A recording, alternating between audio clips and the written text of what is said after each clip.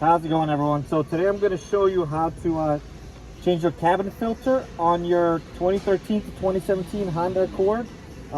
Many other Hondas are very similar to this, so you could probably use this video to do many of your Hondas out there. So let's open it up.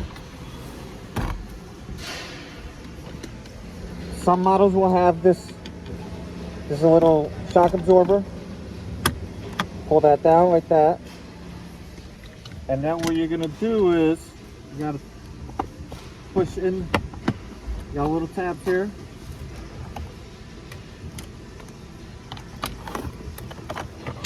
And then on the inside you gotta push this tab and this tab. Get that out. And then you just pull out the filter. Let's see how this one looks. Pull out the filter.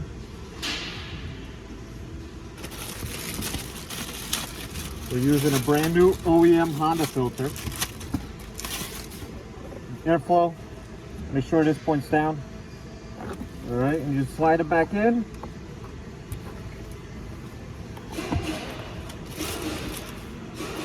Put the cover back on, it just pops in. You'll hear 2 clicks.